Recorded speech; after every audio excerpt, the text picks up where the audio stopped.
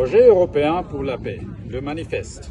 Aujourd'hui, le 9 mai 2025, exactement 80 ans après la fin de la Seconde Guerre mondiale, qui a coûté la vie à 60 millions de personnes, dont 27 millions de citoyens soviétiques, nous, les citoyens européens, élevons la voix.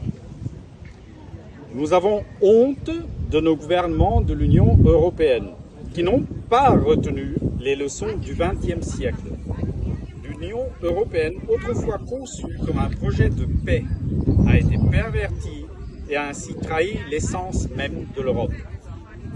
Nous, les citoyens européens, prenons donc aujourd'hui, le 9 mai, notre destin et notre histoire en main.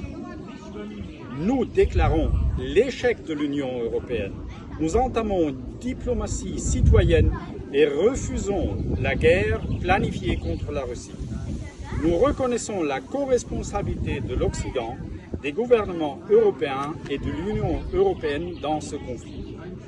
Nous, citoyens de l'Europe, nous opposons avec le European Peace Project à l'hypocrisie éhontée et aux mensonges diffusés aujourd'hui, journée de l'Europe, lors des cérémonies officielles et sur les chaînes publiques. Nous tendons la main aux citoyens et citoyennes d'Ukraine et de la Russie. Vous faites partie de la famille européenne et nous sommes convaincus qu'ensemble, nous pouvons organiser une cohabitation pacifique sur notre continent. Nous avons devant les yeux les images des cimetières militaires de Volgograd à Riga et à la Lorraine. Nous voyons les tombes fraîches que cette guerre insensée a laissées en Ukraine et en Russie. Alors que la plupart des gouvernements de l'Union européenne et des responsables de la guerre harcèlent et refoulent ce que la guerre signifie pour la population, nous avons appris la leçon du siècle dernier. L'Europe, c'est plus jamais la guerre. Nous nous souvenons des efforts de construction européenne du siècle dernier et des promesses de 1989 après la Révolution pacifique.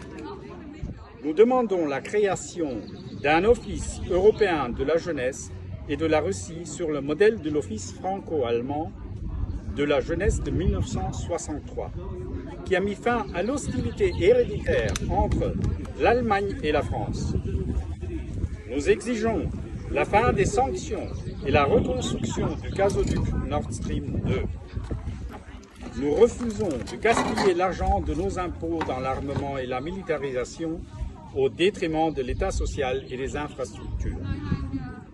Dans le cadre d'une conférence de paix de l'OSCE, nous demandons la création d'une architecture de sécurité européenne avec la Russie et non contre elle, comme le stipule la Charte de Paris de 1990. Nous demandons une Europe neutre, émancipée des États-Unis, et jouant un rôle de médiateur dans un monde multipolaire. Notre Europe est post-coloniale et post-impériale. Nous, citoyens européens, déclarons par la présente que cette guerre est terminée. Nous ne participerons pas à ces jeux de guerre.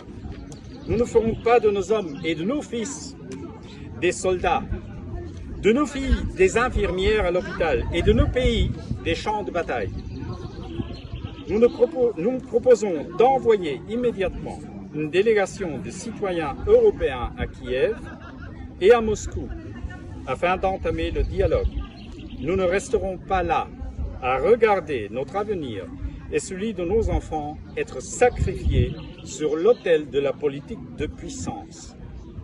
Vive l'Europe, vive la paix et vive la liberté.